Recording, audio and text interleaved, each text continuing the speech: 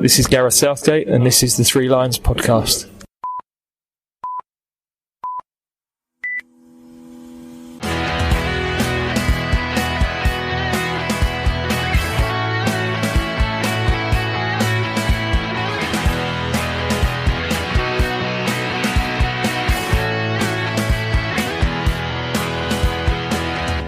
Hello and welcome to the Three Lions podcast. My name is Russell Osborne, and this, as you know, is an independent England supporters podcast that aims to look at all aspects of our national team, preferably when they're playing.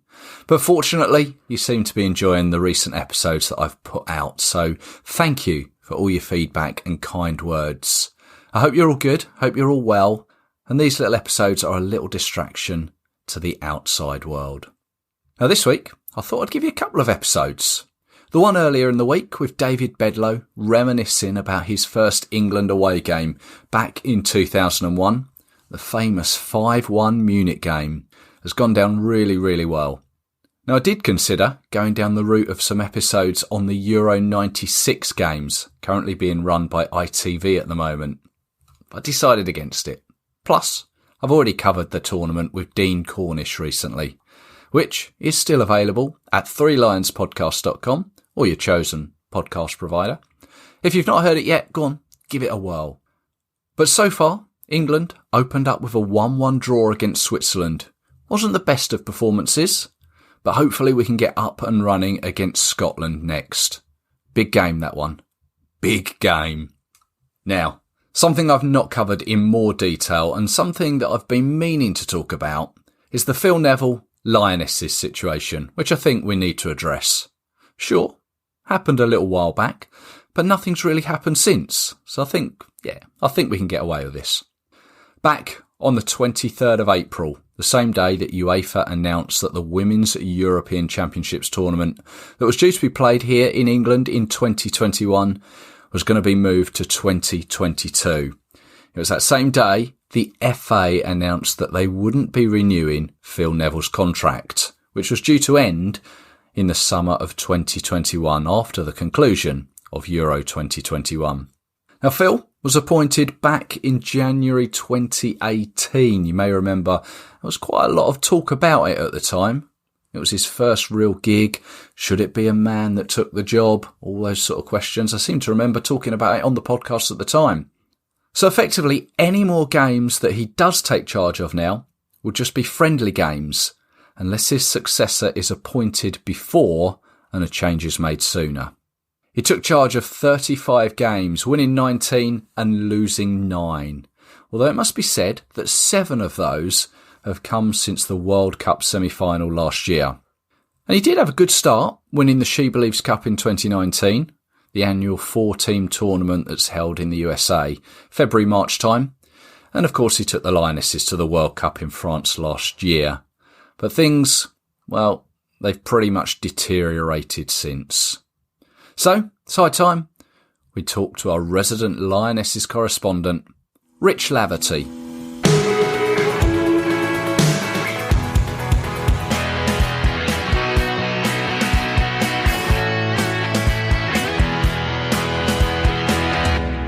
I'd like to welcome to the Three Lions podcast, as we generally do when we're speaking Lionesses. Please welcome Rich Laverty. Rich. Yep, thanks for having me back on. No, you're welcome. Good to hear you again. You keeping well? Yeah, very well, thank you. Little bit boring, but yeah, like what can we do? We're getting used to it now, aren't we? We are, yes. But yeah, we're just longing for it all to get back to some sort of normality. But something I'd been wanting to do for a little while, and I thought it's about high time I covered this, was the Lionesses situation and Phil Neville. Phil Neville was, I don't know, was he put on gardening leave? Was he been, I don't know what the official term is, but 23rd of April, his contract was effectively not even terminated. He's been said you can carry on until July 2021. What did you make of all of that? Did you see it coming? I didn't see the announcement coming, I'll be honest. I think obviously nothing strangely changed in terms of he was likely always going to leave after his contract, which ends in 2021. So from that point of view, the situation isn't any different to what we expected. I just found it odd that they decided to announce it so far in advance. I mean, there's a lot of managers probably out of contract next summer because, it should have been the European Championships, and, a lot of contracts are sort of tailored to end after a cycle, but, we haven't seen all the other nations make these, decisions. I think Netherlands are in the same boat with Serena Weigmann. She's out of contract next summer, and they haven't said anything, so it's a strange situation, I have to be honest. I'm not sure what they've gained from announcing it. I think it's raised more questions than it has answers, because now people are, obviously speculating first and foremost who will replace him, but also, the question mark of who is going to lead Team GB. And it doesn't even seem like either the FA or Phil himself know who is going to lead Team GB next summer, because his contract expires, I believe, just before the tournament is rescheduled to start, if it of course happens. So yeah, it's a little bit of a strange one. I mean, I hope we would get clarity sooner rather than later. Of course, it's still 14, 15 months away. It's a long time, and obviously a lot can happen in that period. But I'm not really, we've heard little bits from players now in the last few weeks that they were surprised. There's a bit of confusion about what's going on. So it's not really good for anybody at the minute to have this uncertainty, and I hope it gets cleared up one way or another. But then if you bring a new manager in, do they come in now? Do they come in 2 weeks before an Olympic Games with no time to prepare? Phil's going to want to take that team. So yeah, I found it all a little bit odd that they decided to announce it when they did, to be honest. Do you think he expected it? I mean, publicly, seemingly no. I don't know where the leak came from, but I always find in these things, leaks usually come from, people fairly close to those who it's about, or from the FA. So it would be interesting to know where the story did come from. I'm not massively sure what Phil would have had to gain from leaking it himself, to be honest with you. So yeah, it's a strange one. I mean, obviously he would have known he was going. Those conversations would have been had. Again, I'm trying to sort of work out what the game is, in terms of who is trying to benefit. The FA leaking it when they did, or announcing it when they did, it hasn't really benefited the FA, because it's just people are just throwing questions at them about it. So it's a very strange one, yeah. So I don't know whether he would have expected it or not. Like I said, I think a lot of people are just confused about what the motivation was for announcing it 15 months before his contract expired. Yeah, I mean, I've always found him to be quite honest and self-critical after games. There was a few times in the World Cup afterwards, and on the back of some of this losing streak, that after the World Cup, he knew that we weren't performing as we should be, and I'm sure that he was keen to get that rectified. But I think that seven losses after the World Cup, just I think in the end, really, I guess media pressure, not wanting to point in your direction, but maybe got to the FA. I think it probably made the decision easier. Yeah, I think obviously if you come out of the World Cup, if we'd won the World Cup, obviously it would have been a different story. But even if we'd come out of it and, won 7 games out of 11 rather than losing 7 games, or, we'd beaten Germany at Wembley, then, yeah, it probably would have been a harder decision. But then again, maybe Phil always wanted to walk away after 2021. He would have come into the job knowing, he had a World Cup, an Olympic Games, and a European Championships, and for one cycle, but a 3-year contract, that's not a bad little trio of tournaments to take part in. And he probably thought, do those 3 tournaments and then I'm happy. I think the problem was, if he stayed on, there's not really a gap then, to bring in a new manager and have that transition, because you're going to have the Olympics next year, you're going to have the European Championships then the year after that, and then the year after that, the World Cup. So the FA probably looked at it and said, look, we need to change now, because if we do it after the Olympics,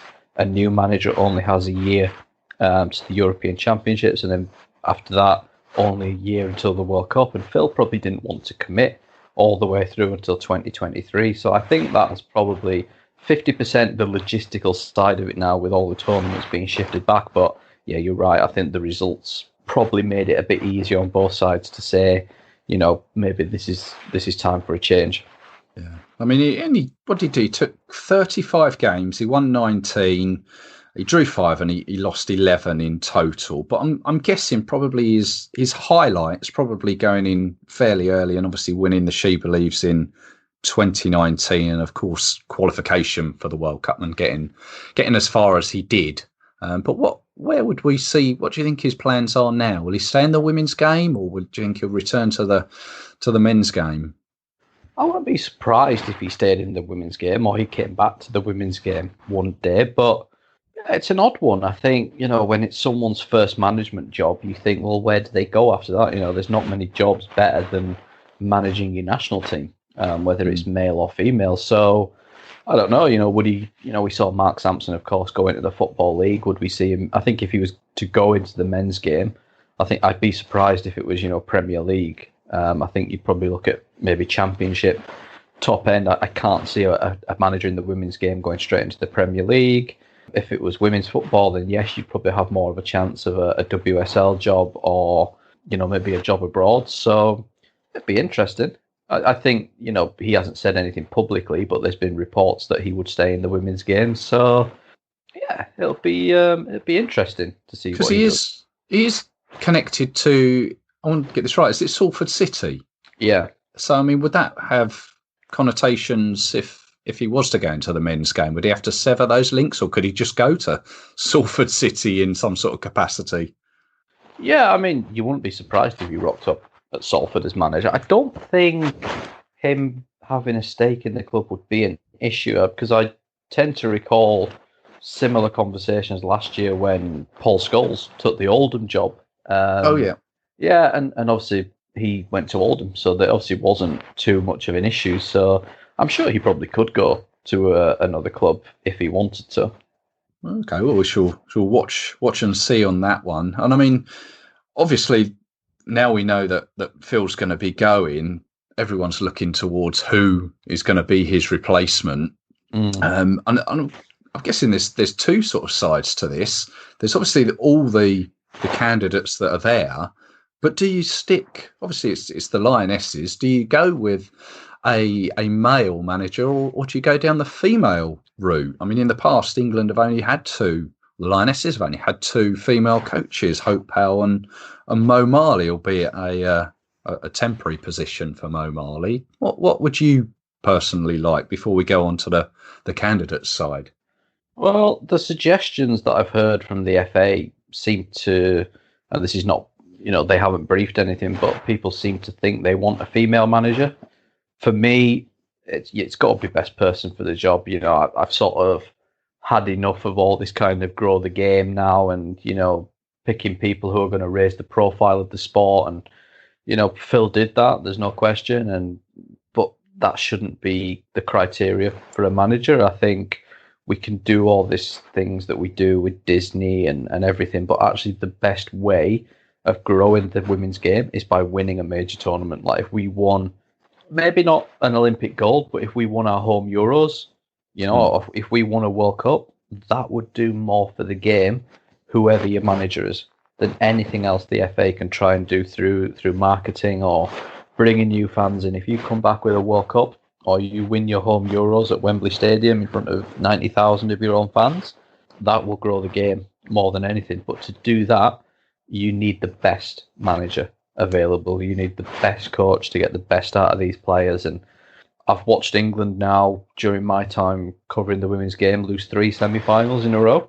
And I'd rather see them win one, if it means having I'm not saying any other manager would have beaten the USA. It was an incredibly tough match, but we don't want to become the team that nearly wins. But after the World Cup, I was a little bit frustrated. And it was great hearing about like the TV figures and things like that. But I just remember thinking like that's not what we should be celebrating. We just lost a World Cup semi-final, and we're celebrating like how many people are watching on TV. And I think you just want to win. Yeah. That's how we grow the game. And I think we're almost looking for other things to celebrate to excuse the fact that we're not doing what we should on the pitch. And maybe I'm being a bit miserable, or maybe I'm realistic. I don't know, but I just think the best way you can grow the game is by winning. So for me, you get time the to best just manager. step it up. Yeah. Yeah, no, I'd agree. I mean, well, on to the candidates, I guess. I mean, the immediate three, I think, that came to my mind were all female, and they'd be Jill Ellis, the former American manager, Emma Hayes, current Chelsea, and Casey Stoney, current Manchester United manager. But then there's a few others that are dotted around. I mean, am I on the right track with those three, or is there others that you would think were maybe a step ahead?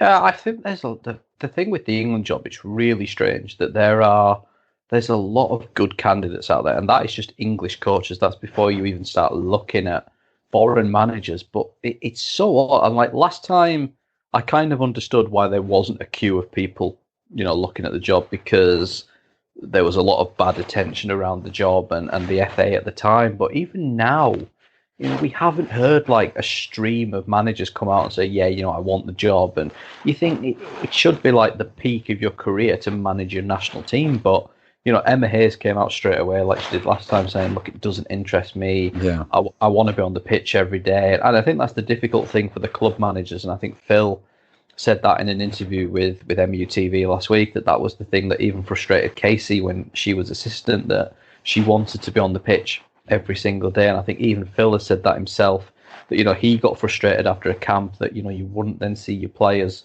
for another month or two. So I think that's the really thing that puts off the club managers.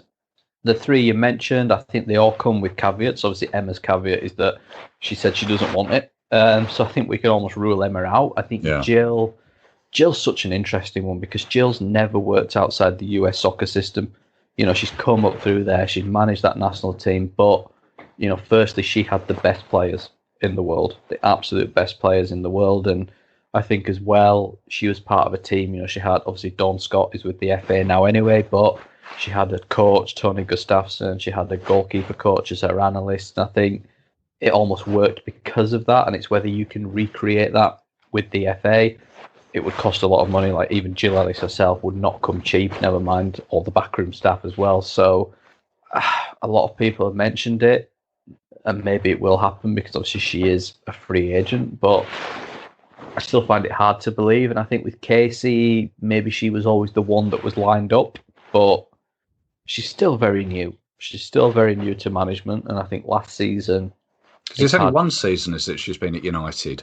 Is that right? Yeah, and I mean, last season was hard to judge because she was in a league where, they did very well. They did what they were expected to do, but they were always expected to win that league, and I don't think you can judge a manager off that. This season, it's been up and down. I actually think against some of the top teams, they've done better than I expected. When they've gone up against Man City or Arsenal or Chelsea, they've lost more often than not, but they've really competed. But actually, games against West Ham, Brighton, Bristol, they've drawn games, lost games that they weren't expected to. And I think Casey needs a bit more time before throwing her into the England job. There's a lot of good candidates beyond those three, but again, every manager I look at, I find a reason for why they wouldn't want it, or it's the wrong time. And I think that's why we might, if it's not Jill Ellis, why we might end up with someone, I don't know whether it be from the men's game again, but maybe someone who is more of a left field choice. Because, you can go through Nick Cushing, people like, Nick's obviously just taken a new job, so that almost rules him out. I did read this morning Joe Montemuro saying like it would be an honour to manage England, but of course he's under contract with Arsenal. He's got a great job there. So, I mean, I like Paul Riley, North Carolina manager, won the NWSL the last 2 years, and he did actually apply for it back in 2013 when Hope Powell left. So he's obviously shown interest in the past. I think he's a very good coach as well, but again, he's got a great job out there. So it's difficult, it's very hard to say right now with any certainty. You could make a reasonable guess on who it is because everyone has a caveat.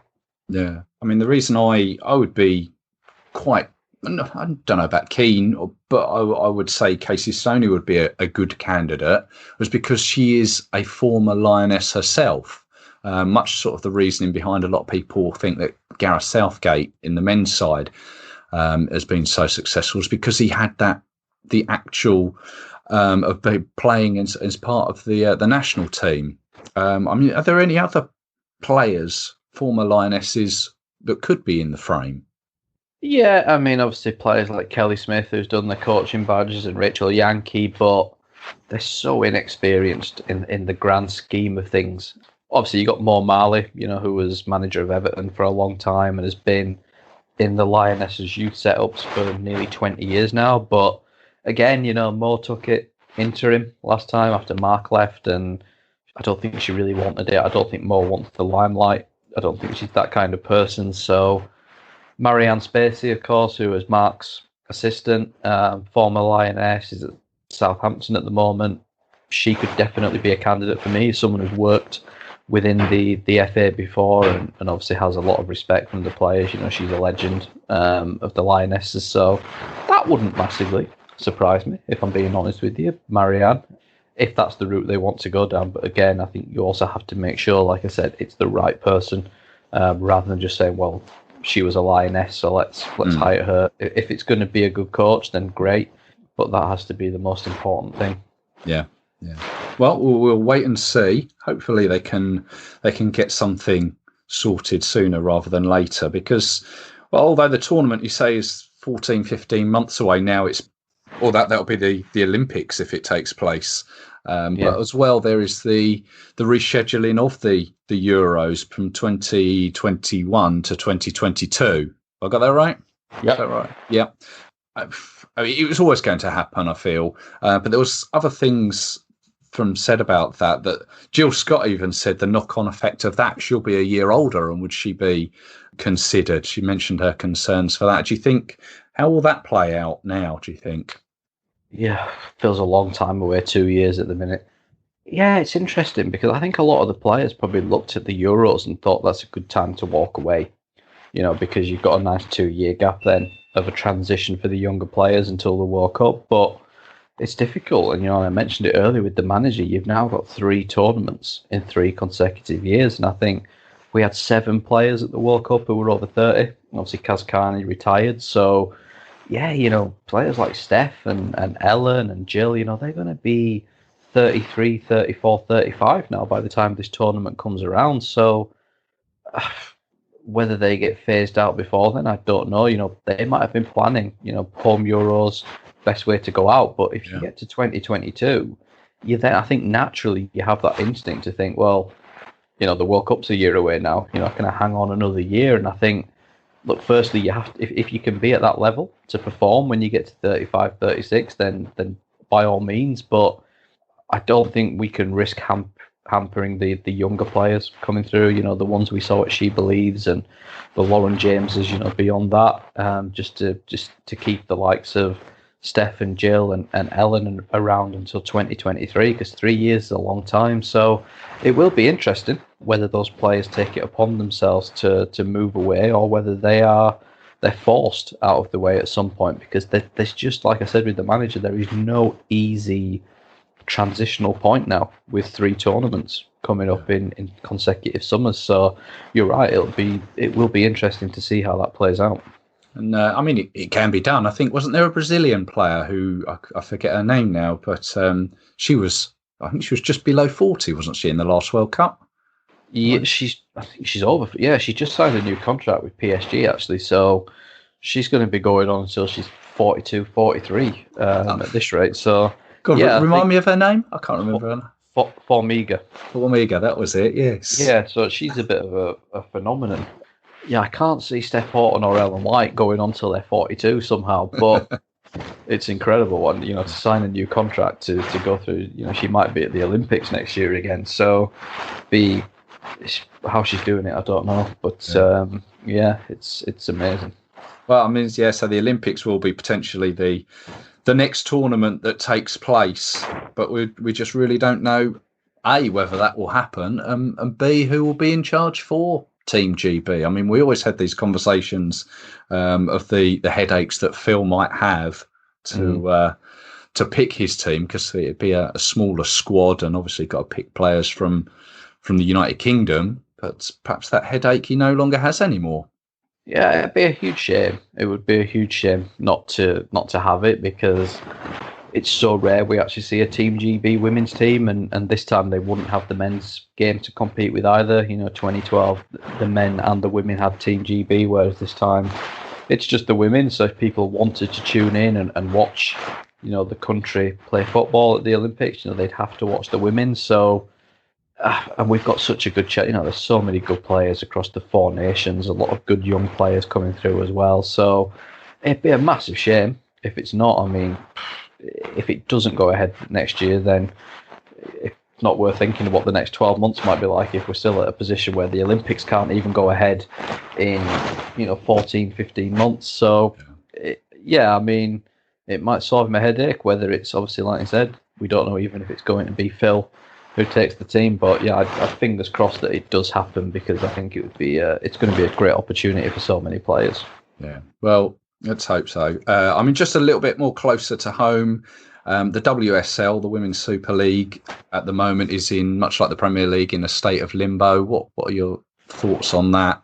I think the longer it goes on, I think just the less likely it is to carry on. I think obviously the financial pressure in the women's game is so that the teams can't afford to just carry on forever, and wait until September, October or whatever. I think there has to be a decision taken soon, and I think the longer it goes on as well, people are just starting to almost switch mentally to next season. I think it's been such a long gap now, for me, working with Sheffield United, even I'm now thinking, it feels like this season's done.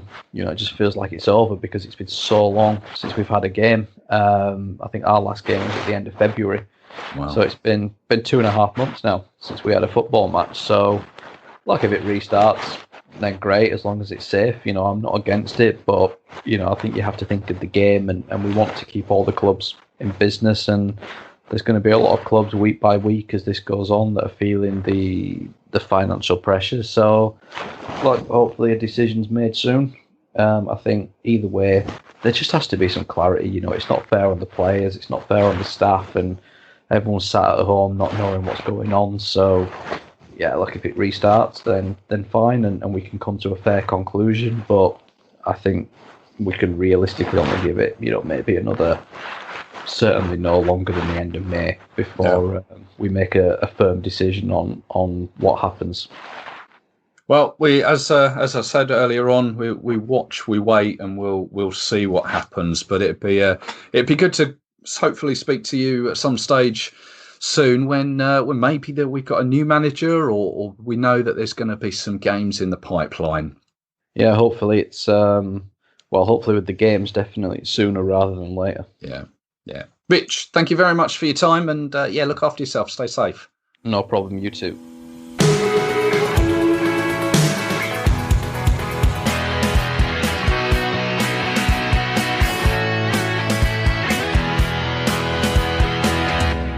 Thank you to Rich there. Of course, you can follow him on Twitter at Rich J Laverty. And to you, thank you for listening. I'll be back very soon with another episode. Hey, I may even give you another 2 next week. We'll see. But I do have some very interesting ones all lined up for the not too distant future. So please do stay subscribed. Now, as I'm sure you're aware, you can follow the show on Twitter at 3 Lions Podcast. We're also on Facebook, Instagram too. And if you are in a giving mood, a nice little review on the likes of iTunes always goes down well. And in the meantime, continue to stay safe. Do all the usual things that we've been used to for the past couple of months. The more we continue to do what we believe to be safe, the better our chances are of meeting up again, either at Wembley or on a forthcoming away day. So until the next time, cheers.